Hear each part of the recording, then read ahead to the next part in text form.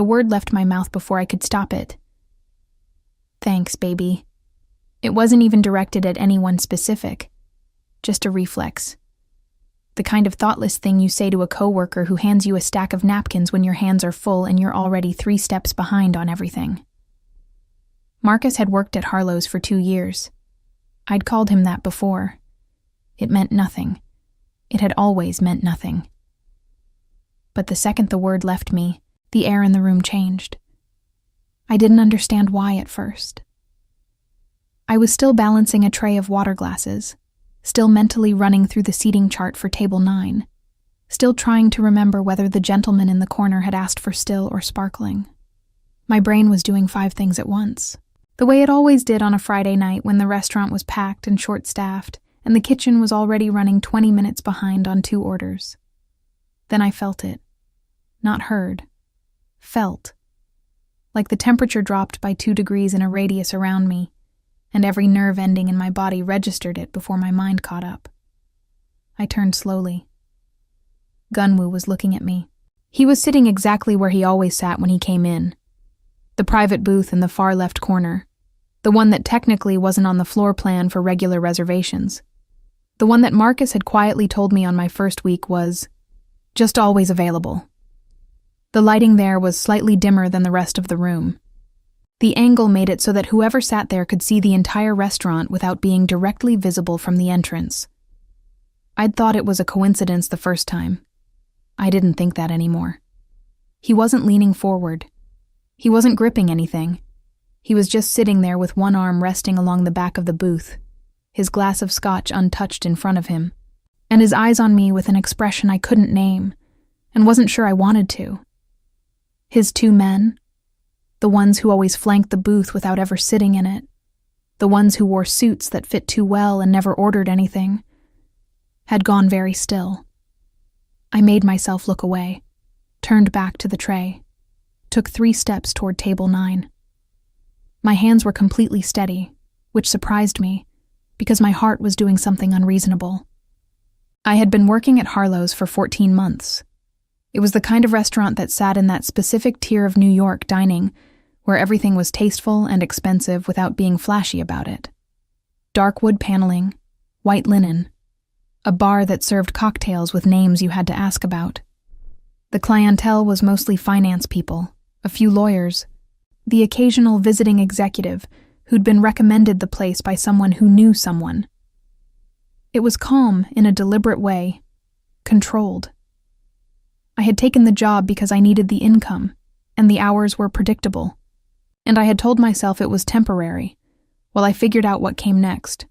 After the marketing agency I'd worked at for 3 years, quietly dissolved into nothing, following a series of decisions made by people several floors above me. That had been 14 months ago. The temporary thing had quietly become my life. I was good at the job. Not in a way that anyone would have written home about, but in the way that mattered. I was fast. I was accurate. I remembered orders without writing them down for tables of 4 or less, and I didn't make the guests feel like they were being managed. Marcus had told me once that I had a naturally disarming quality, and I hadn't known what to do with that, so I just said thank you and kept moving. Gunwoo had first come in on a Tuesday, 6 months ago. I hadn't known who he was. That sounds naive now, but at the time it was just true. He'd been seated at that corner booth and I'd been assigned the section, and I'd approached the table the way I approached every table. Professional, easy, a little warm, but not excessive. And he had looked up at me with those dark eyes and said simply, "Water." Then the menu. Not rude, just precise. Like someone who had decided a long time ago that every word used should carry its full weight and no more. I'd brought the water. I'd brought the menu. He'd ordered the duck without asking about it. He'd left a tip that made me double-check the bill twice. He came back the next Tuesday, and the one after that. By the 3rd time, I'd noticed that people in the restaurant behaved differently when he was there. Not visibly, nothing you could point to specifically. But there was a quality of awareness that spread through the room when he walked in, like everyone had registered something at a frequency just below conscious hearing. The host moved faster. The manager straightened. Even the other guests, who had no reason to know who he was, seemed to lower their voices slightly without realizing it. I'd asked Marcus about it after the fourth visit. Marcus had been quiet for a moment, stacking clean glasses behind the bar, and then he'd said, "Just make sure his water is always full, and don't ask questions you don't need the answers to." Which was its own kind of answer. I learned his name from a reservation. Gunwoo Shin. The listing had no company affiliation, no contact number beyond a single line that routed to someone who answered and confirmed and offered nothing else. I'd typed the name into my phone once, late at night after a shift, and then I'd close the browser before the results fully loaded. Some things you don't need to know to already know. What I did know, from 6 months of Friday nights and the occasional Tuesday, was smaller and more specific. He drank scotch but rarely finished it. He ate slowly. He never touched his phone at the table, which was unusual enough that I'd noticed it the second time and never stopped noticing it. His men changed occasionally, different faces, same energy, same way of standing that made them look like they'd been placed there rather than arrived on their own. He spoke Korean on the rare occasions he spoke to them, low and brief, and whatever he said always produced immediate, quiet action. He had never been anything other than composed with me, polite even, in a stripped-down way that felt more like respect than courtesy. He said please when he ordered, which sounds like a small thing and isn't. He had also, in 6 months, never once looked at me the way he was looking at me right now. I refilled the water at table 9. I smiled at the couple sitting there. I took the sparkling versus still question back to the kitchen and sorted it out. I did all of this on autopilot, while something in the back of my mind kept tugging at me, insisting I was missing something. Insisting the word I'd thrown at Marcus like loose change had landed somewhere it shouldn't have, and I didn't yet understand the weight of where it had fallen. When I came back out onto the floor, I glanced toward the corner booth without meaning to. Gunwoo's glass was still untouched. He was talking to one of his men now. Or rather, the man was talking, leaning in slightly with the posture of someone delivering information.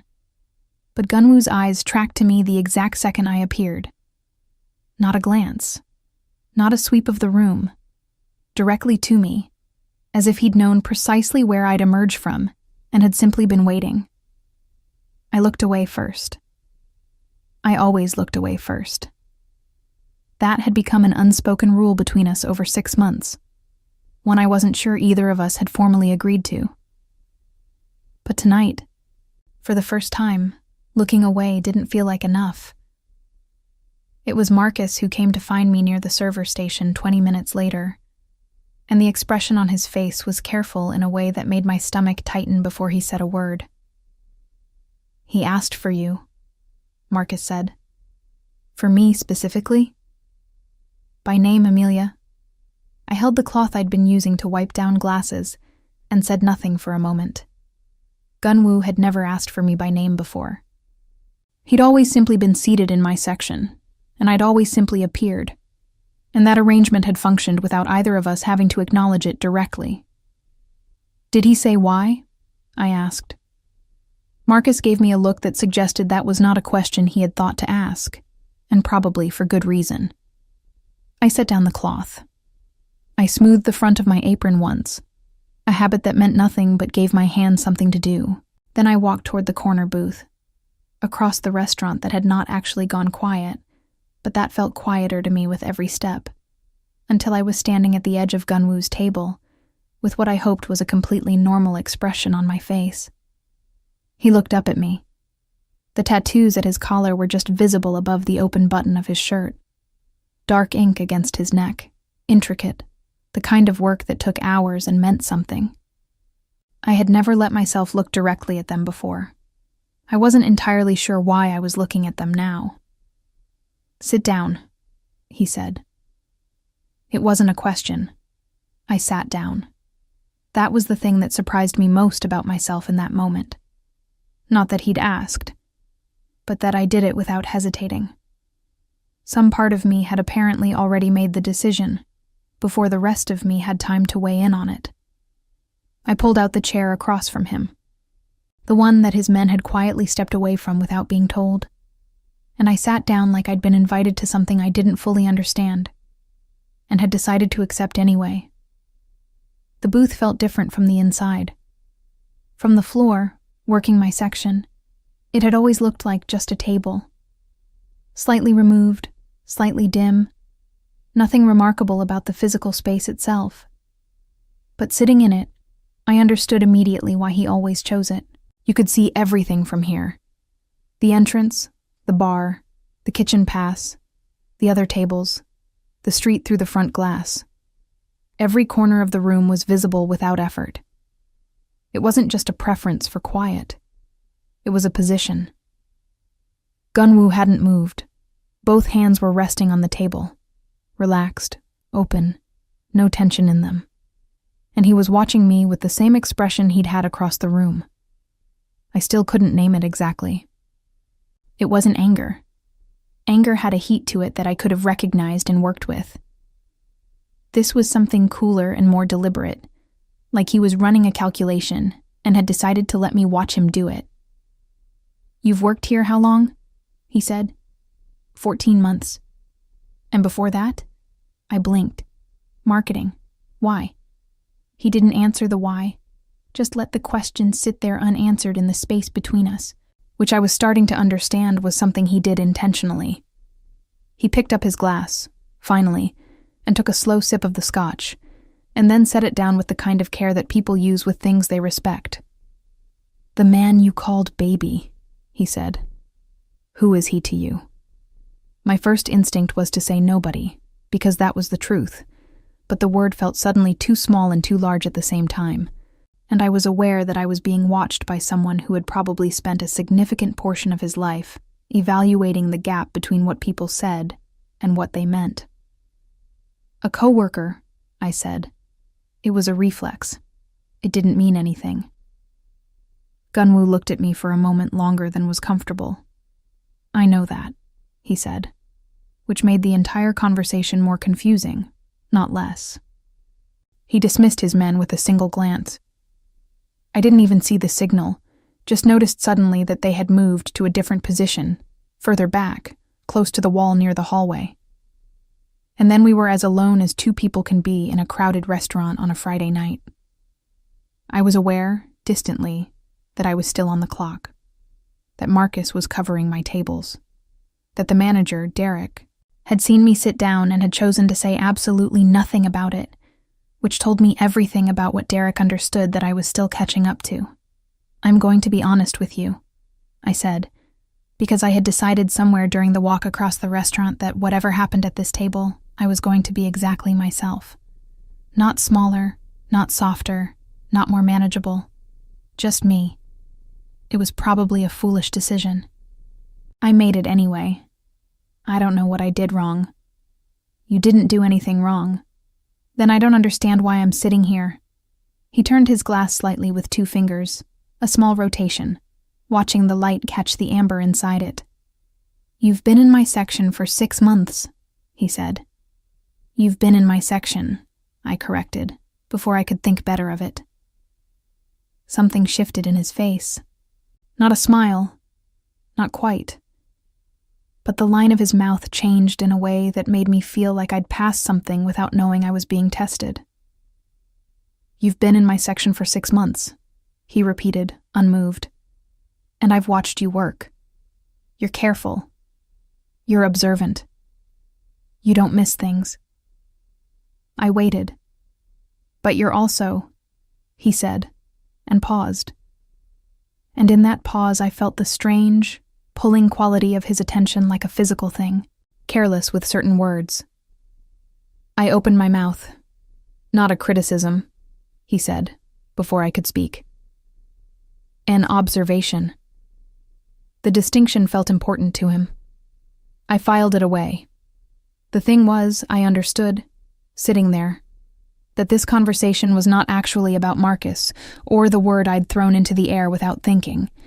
It was about something that had no clean name yet, something that had been building quietly over 6 months of Friday nights and precise orders, and a corner booth with a sightline to every door. I understood it the way you understand things you haven't let yourself think directly. Sideways, in your peripheral vision, gone the moment you try to look at it straight. I folded my hands on the table. "What do you want from me?" I asked. He looked at me for a long time after that. Long enough that I heard the ambient noise of the restaurant come back into focus around me, a burst of laughter from the bar, the clean sound of silverware, someone asking for the check. And I had the odd sensation of the world continuing normally, while whatever was happening inside this booth existed in its own separate time. "Nothing you haven't already given," he said finally, which made absolutely no sense, and which I thought about for the rest of the night. He let me go after that. Stood, and I hadn't noticed from across the room quite how tall he was, quite how much space he occupied when he rose to his full height, and said, "Your section is waiting," in a tone that was both a dismissal and something that felt, strange as it was, like a small act of consideration. Like he was giving me back the ordinary night I'd had before he'd interrupted it. I walked back across the restaurant, picked up my tray, said something normal to Marcus, who didn't ask anything, bless him. But twice more that night, before his table cleared out near 11, I felt that specific shift in the air that meant Gunwoo's attention had found me across the room. I didn't turn to confirm it. I didn't need to. He left a note with the bill, not his number. Not anything dramatic. Just 4 words on the back of the receipt, written in clean, unhurried handwriting that suited him somehow, like the penmanship of someone who had decided not to rush anything. "Be more careful, Amelia." I read it 3 times standing at the server station with the ambient noise of end-of-night breakdown happening around me, glasses clinking, chairs being pushed back, Marcus asking if I wanted to split a cab. The thing that bothered me most wasn't the note. It was how my name looked in his handwriting, how it looked like he'd written it before, like he'd practiced it, or like it had been living in his hand for a while already, just waiting for a reason to come out. I folded the receipt and put it in my apron pocket. Told Marcus I'd take the subway. The walk to the station was 4 blocks, and the night air was cold in that particular New York way that goes straight through whatever you're wearing and finds the back of your neck. And I walked fast with my chin down and my hands in my pockets, and that note sitting against my hip like it weighed something. Be more careful. With what exactly? My words? My reflexes? The ordinary, careless warmth I'd been spreading around a restaurant for 14 months without thinking twice about it. Calling coworkers baby and meaning absolutely nothing by it. Being exactly as unguarded as a person can be when they've decided their job is just a job, and the people in it are just people, because the problem, the actual specific problem I was only now letting myself acknowledge fully, underground in the yellow light of the 6 train, strap in hand, strangers pressed around me in the ordinary intimacy of a crowded subway car. Was that somewhere in the last 6 months? Gunwoo Shin had stopped being just a person to me. I couldn't say when it had happened. I couldn't point to a specific Friday and say that was the night something shifted. It had been gradual and quiet, and it had happened the way water moves under ice. Invisibly, consistently, and with more force than the surface suggested. The train moved through the dark tunnel. I thought about his handwriting. About the way he'd said my name out loud once. Just now.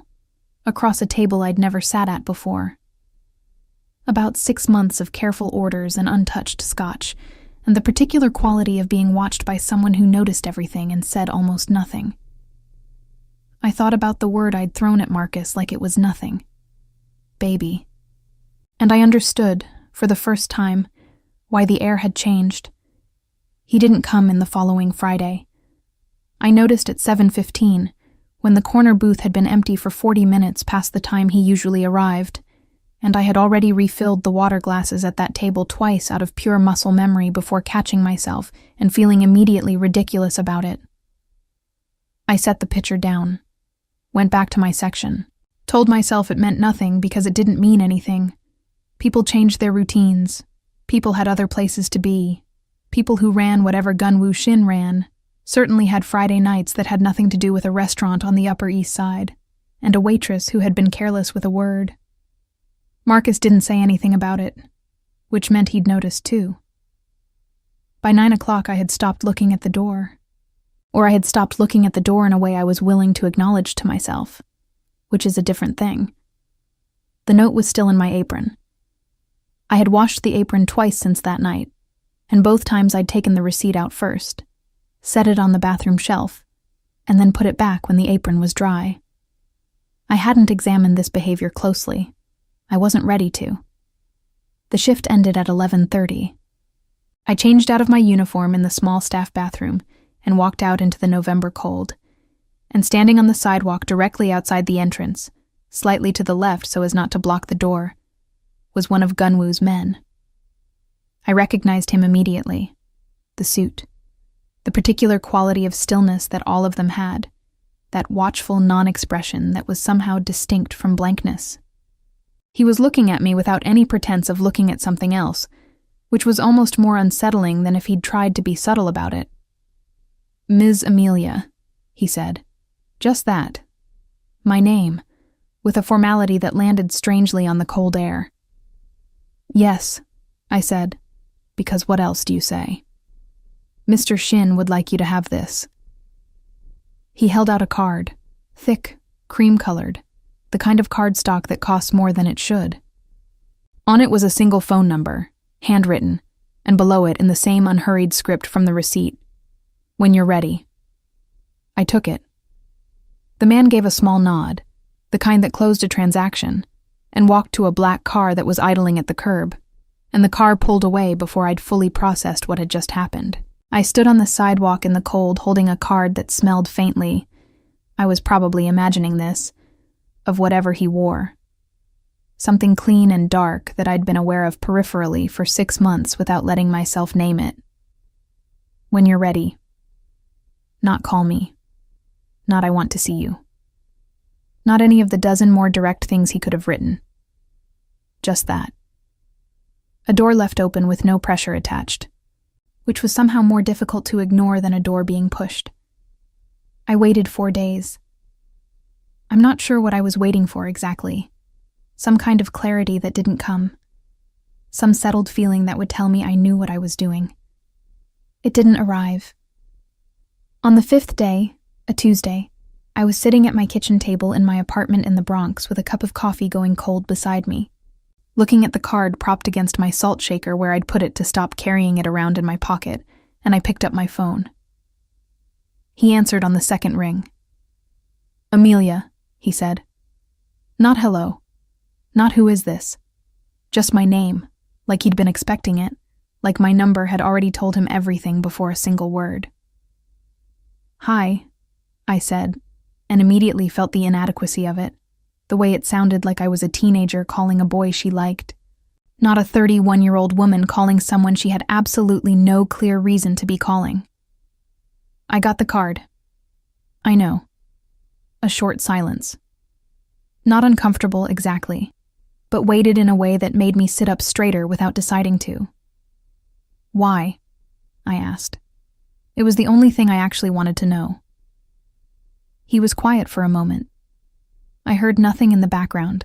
No traffic, no voices, no ambient noise of any kind, as if wherever he was existed in a soundproofed separate world. "Because you sat down," he said. I thought about that. "That's it?" "That's enough."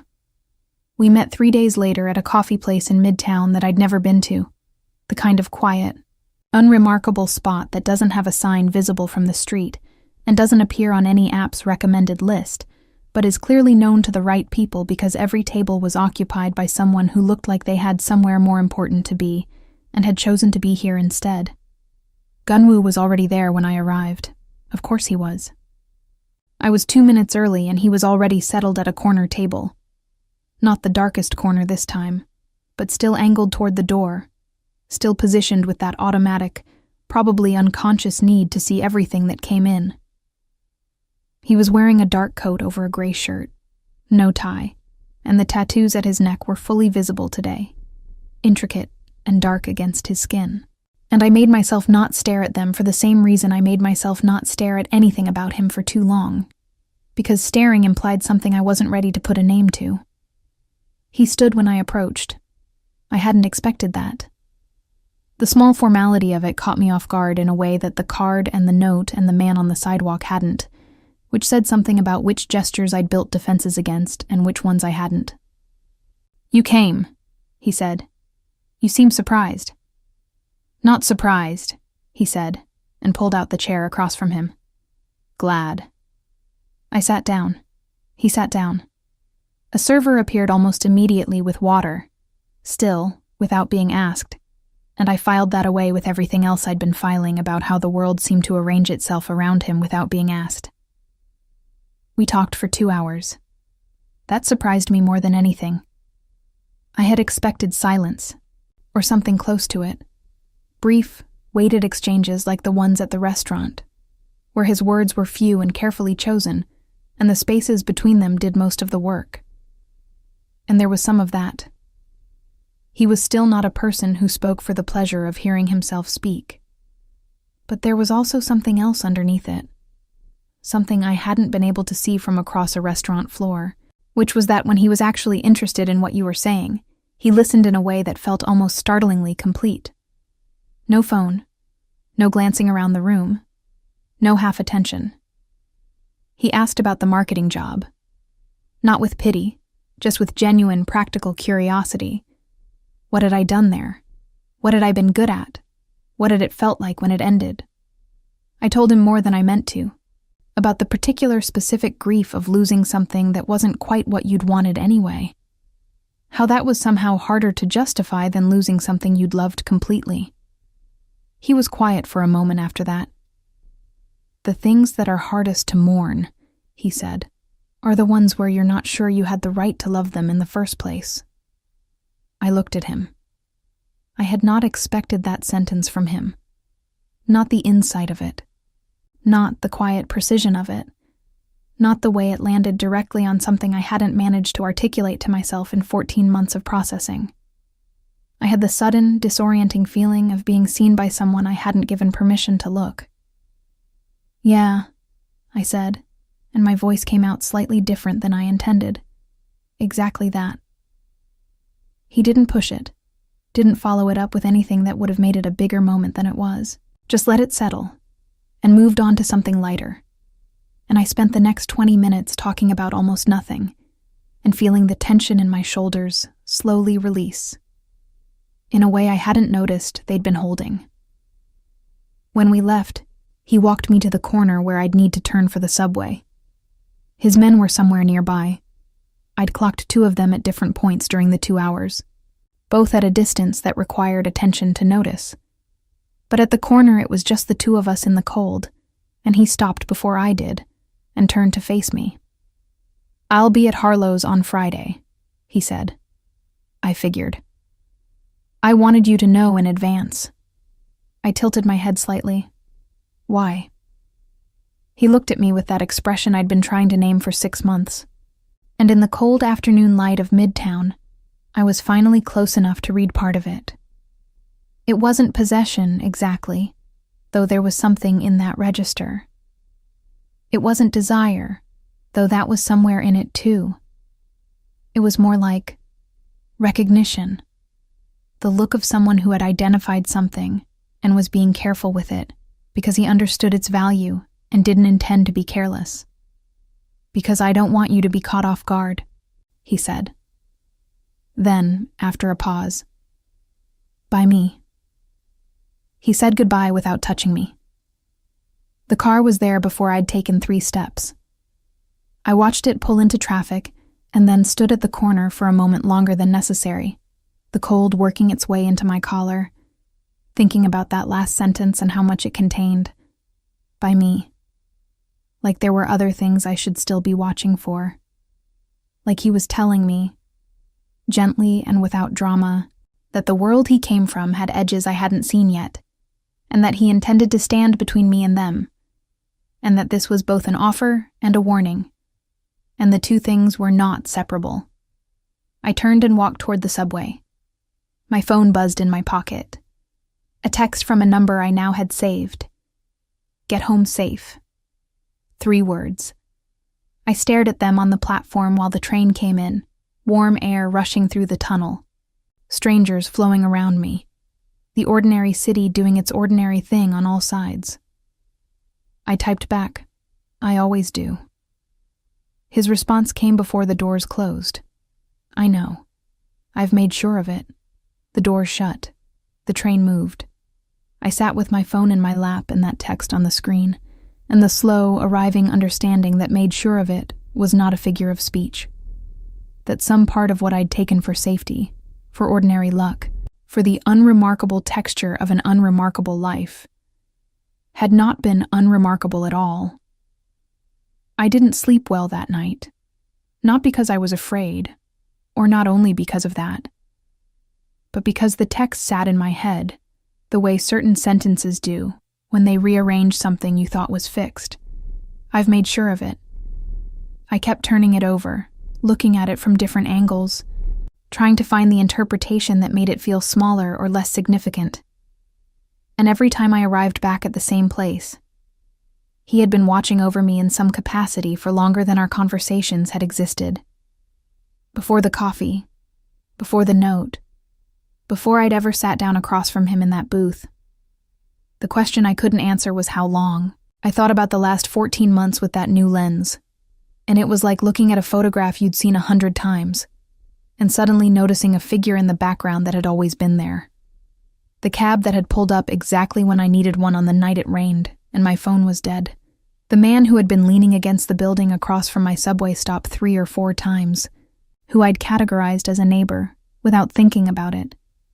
The time someone had followed me for half a block near the restaurant, and then simply stopped, as if they'd hit an invisible boundary. I was not naive enough to think that kind of attention was entirely comfortable. There was something in it that pressed against my sense of autonomy in a way I needed to sit with honestly, the feeling of being monitored that no one had asked my permission for. But there was also, and I didn't know what to do with this part, something underneath it that felt less like surveillance and more like a hand placed at the small of your back in a crowd. Present. Steady. Not controlling where you went, just making sure nothing knocked you over on the way. Both things were true at the same time. I was getting used to Gunwoo existing in that space where 2 contradictory things were true simultaneously, and neither one canceled the other out. Friday came. He arrived at 8, which was slightly later than usual. I saw the shift happen in the room, that particular collective adjustment, chairs straightening, voices dropping a register. And then he was walking through to the corner booth with the easy, unhurried movement of someone who had never needed to hurry because the world had learned to wait for him. He was wearing black again. He almost always wore black. The coat came off and one of his men took it without being asked. And Gunwoo settled into the booth, and his eyes found me across the room before I'd even started moving toward the table. I'd thought about this moment. I'd thought about whether things would feel different now. Whether whatever had passed between us over coffee would show up in some awkward way that made the restaurant feel complicated. Whether I'd be self-conscious. Whether he would be. He was not self-conscious. He was exactly the same. Composed, present, watching. Except that something in the quality of the watching had shifted. And it was the kind of shift you could only detect if you'd been paying attention for 6 months, which I had. I brought the water, I brought the menu, though he didn't open it. "Duck," he said. "We're out of the duck tonight. Chef substituted a short rib." He looked up at me. "Is it worth having?" "Honestly, it's better than the duck." The corner of his mouth moved.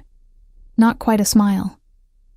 The closest thing to one I'd seen from him in 6 months. Then the short rib. I wrote it down. Started to turn away. "Amelia." I stopped. "Sit with me when your section clears. After 9. It wasn't a question. It also wasn't the same kind of command that it might have been from someone else. There was no pressure in it, no expectation of automatic compliance. Just a statement of what he wanted, delivered plainly, leaving the decision with me. He had a way of doing that, of wanting things without making the wanting into a demand. "I'll see," I said. He nodded once, like "I'll see" was a perfectly satisfactory answer, which made me trust him slightly more than I already did. I sat with him at 9:15.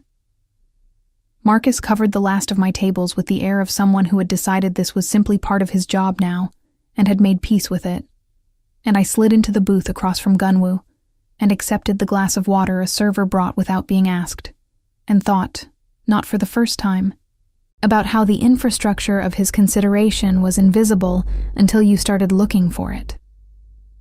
"Tell me something you haven't told anyone," he said. I raised an eyebrow. "That's forward." "You answered my questions about your job. I want to know something real."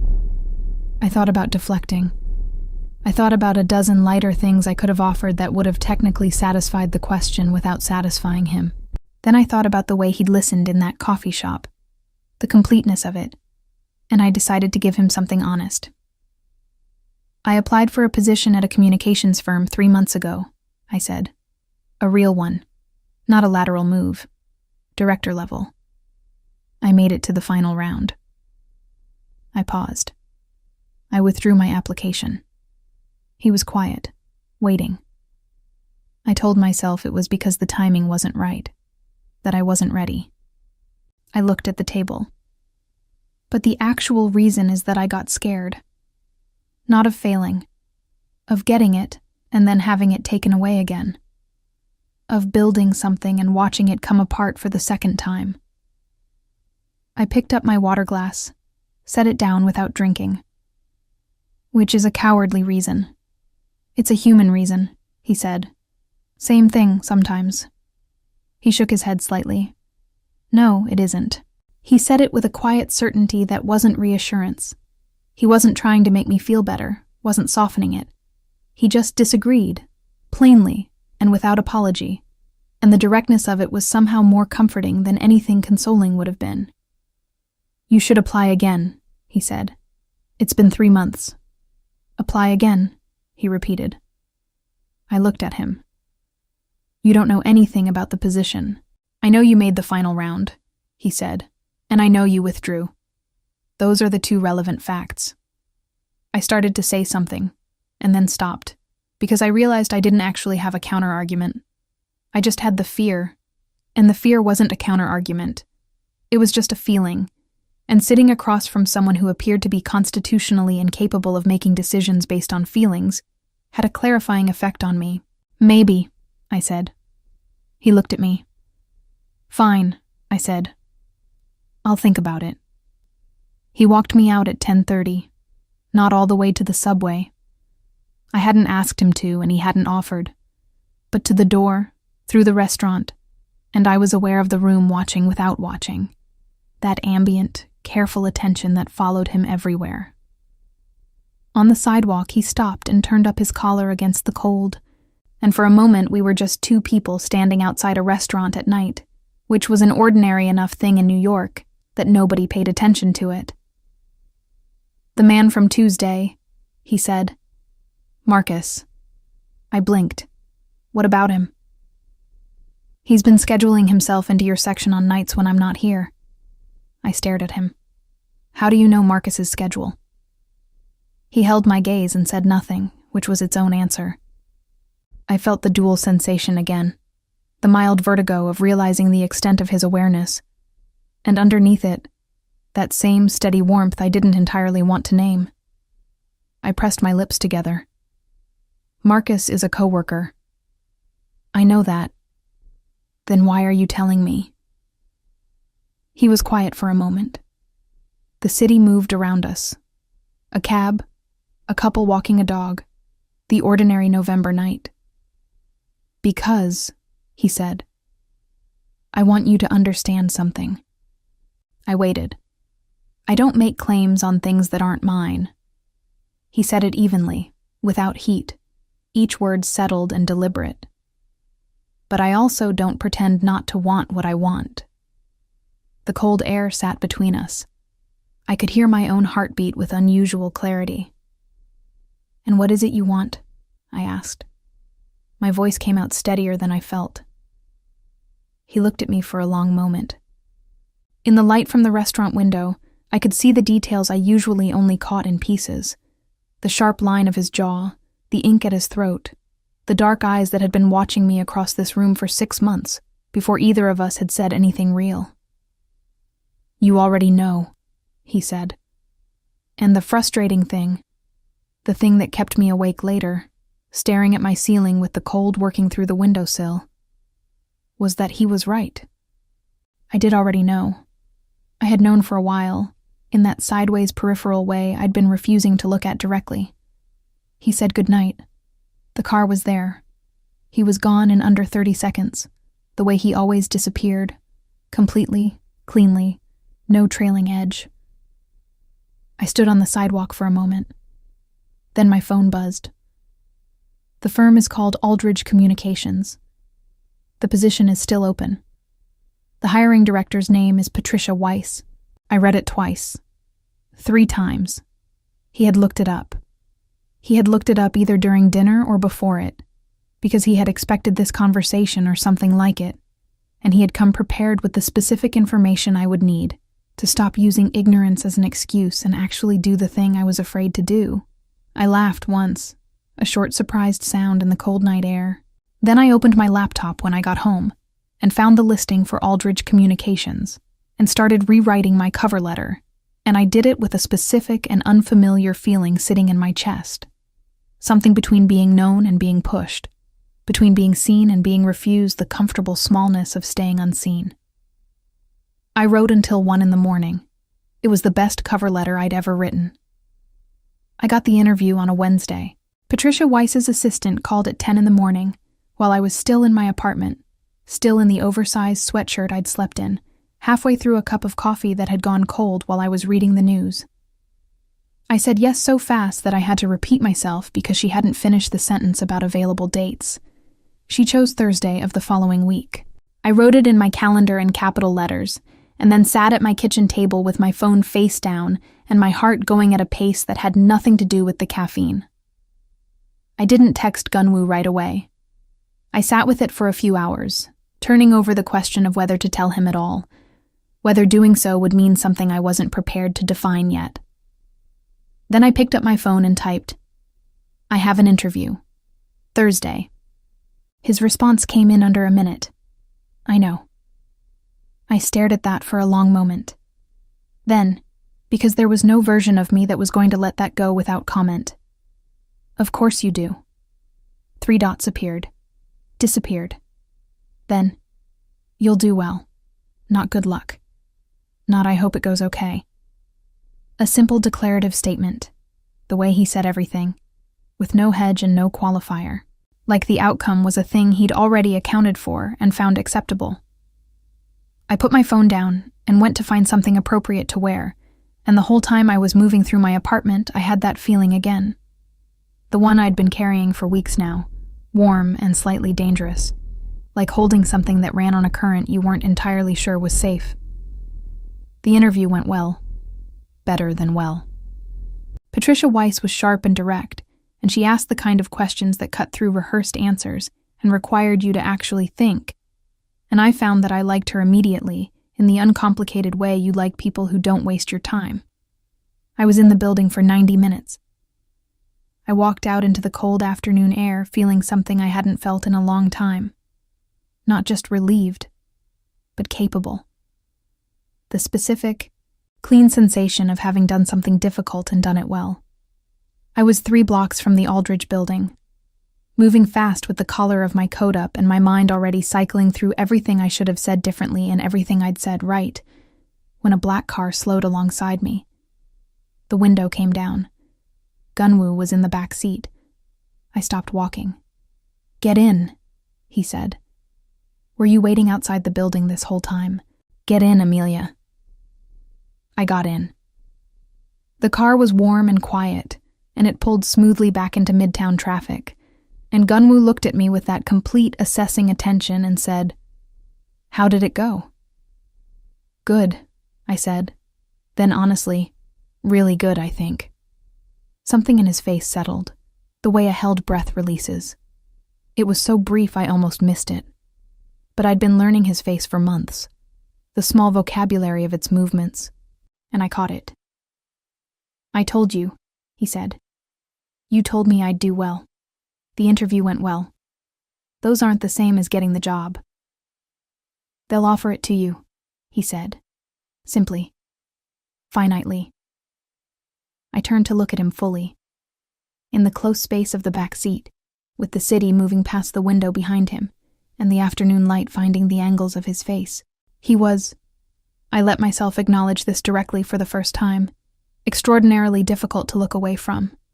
Not just because of how he looked, though that was certainly a factor that existed in the world and I was not going to pretend otherwise, but because of the quality of being near him, the specific gravity of someone who moved through the world like they had decided exactly what they were and had stopped negotiating with it. Can I ask you something? I said. He waited. That night at the restaurant, when I called Marcus baby, I paused. You said you knew it didn't mean anything. So what was it actually about? What was the thing that changed? He was quiet for a moment. Outside, the city scrolled past. Before that night, he said, I had a reason to stay distant. And after I didn't. I sat with that. One word. That's all it took. It wasn't the word, he said. It was what it made me feel when I heard it. He looked at me steadily. I don't act on feelings. I observe them and I decide. A pause. That night I decided. He asked me to have dinner with him. A real dinner, not the booth at Harlow's, not coffee in an unremarkable midtown spot, but an actual restaurant on the Upper West Side where we sat at a table in the middle of the room and ordered from a real menu and existed in ordinary public space like two people who were simply having dinner together, which was both exactly what it was and not entirely that simple. His men were somewhere nearby. I'd accepted this as a fixed condition, the way you accept the presence of certain weather. Not comfortable exactly, but no longer startling. We talked about things I hadn't expected to talk about with him. He'd grown up partly in Seoul and partly in Los Angeles, moving between those two cities in a childhood that he described in sparse, careful language that told me there were parts of it he'd made peace with, and parts he hadn't. He'd studied economics for 2 years at UCLA before the life he was in now had pulled him in a different direction, which he didn't elaborate on and I didn't press. He had a younger sister in Seoul who sent him photographs of her children every week, and when he mentioned this, something in him softened in a way that was brief and genuine, and made him look for just a moment, like a person rather than a presence. You love her, I said. Yes, he said. No hesitation. Do you get to see her? Not enough. I thought about what it cost, the life he lived, the edges he'd said he'd stand between me and, the things that came with the corner booth and the men in suits and the car that was always there and the careful, total awareness of every room he entered. I thought about what it meant to have built something that kept you safe and also kept you separate, and how those two things were sometimes the same architecture. Gunwoo, I said. He looked at me. I'm not afraid of you, I said. I want you to know that. I was at the beginning a little, but I'm not anymore. He was quiet for a moment. Then, I know. Does that complicate things? For you? He looked at me across the table, and his expression was the one I'd finally named for myself sometime in the last 2 weeks. Recognition, yes, but also something more deliberate than that. The look of a person who had identified something valuable and had made a decision about how to hold it. It simplifies them, he said. He drove me home that night, not just to the corner, not just to the subway entrance, but all the way to my building in the Bronx, the black car pulling up to the ordinary, unremarkable block where I'd lived for 3 years. And when I reached for the door handle, he said my name once, quietly, and I stopped. The job, he said. When you get it, Don't let this... A slight pause, the closest thing to hesitation I'd ever heard from him. Don't let what's around me be a reason to make yourself smaller. I understood what he was saying, that his world had weight and shadow, and that the people near him sometimes disappeared into that shadow, and that he did not want that for me. That whatever this was, whatever was building between us in the space of restaurant booths and cold sidewalks, and texts that arrived before I'd finished thinking the thought, he wanted it to happen alongside my life, not instead of it. I won't, I said. He nodded. I got out of the car. At my building door, I turned back, not sure why, just a reflex. The window was down, and he was looking at me with that steady, complete attention, the city dark behind him. Good night. Gunwoo, I said. Good night, Amelia. Aldridge Communications called on Monday morning. I was on the subway when the call came in, jostled between strangers, bad signal cutting in and out, and I pressed the phone to my ear and said, yes, yes, I understand, yes, and hung up and stood in the moving train, with the offer ringing in my head and my eyes stinging in a way I was not going to explain to anyone around me. I texted him one word, yes. He responded immediately, and it was the first time in all of it, the notes and the cards and the declarative statements delivered like facts, that he sent me something that felt entirely unguarded. I know. Congratulations. And then, after a short pause, a second message. I'm proud of you. I read it twice, looked up at the tunnel rushing past the window, felt the particular fullness of a moment that doesn't announce itself as important, but that you know, even while it's happening, that you'll carry it for a long time. The train came out of the tunnel into gray morning light, the Bronx spreading out around the elevated tracks, and I was different than I'd been when I got on. Not because of the job, though the job was real, and mine and I'd earned it, but because somewhere between a word thrown carelessly across a restaurant and a man who had decided quietly and completely that I was worth watching over, I had stopped being afraid of my own wanting. I had wanted the job and I'd let myself have it. I had wanted to be known by someone and I'd sat down. I was still not entirely sure what Gunwoo Shin's world would ask of me, what shadows moved at its edges, what I'd eventually have to understand about the distance between who he was in a corner booth and who he was everywhere else. There were things ahead that I couldn't see clearly yet, but I knew something now that I hadn't known 14 months ago, standing in an empty marketing office watching people carry boxes to elevators. I was not someone who needed to make herself smaller to stay safe. The train moved through the morning. I put my phone in my pocket, and I didn't look back.